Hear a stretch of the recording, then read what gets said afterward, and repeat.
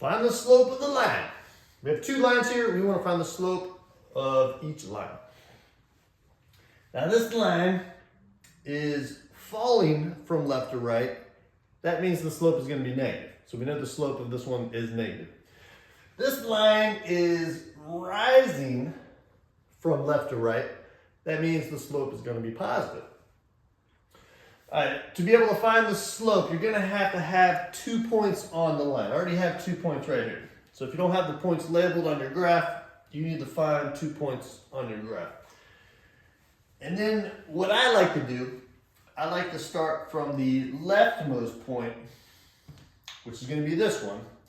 And I want to figure out the vertical distance that will get me to the rightmost point and the horizontal distance.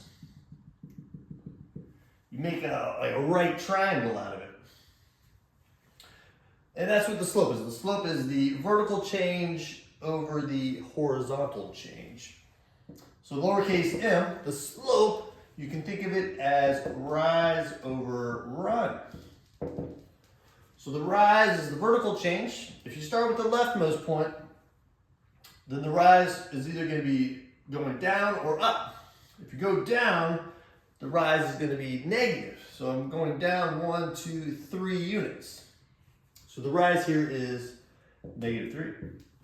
And then the run, if you start with the leftmost point, the run will always be positive. So you go over 1, 2, 3, 4, 5, 6, 7 units.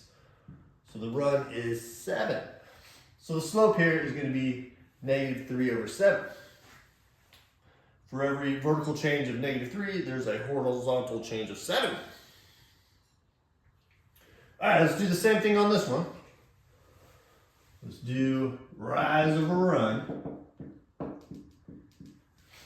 So I'm going to start with the leftmost point, this one. Figure out how much of a rise I need to get to the other point, and then how much of a run.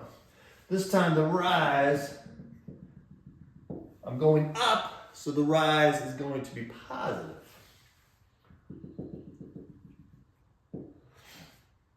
Make that right triangle. So the rise here, 1, 2, 3, 4, is going up, so the rise is positive 4.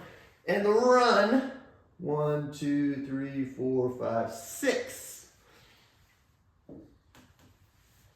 Now 4 over 6, you need to be able to recognize that can be simplified.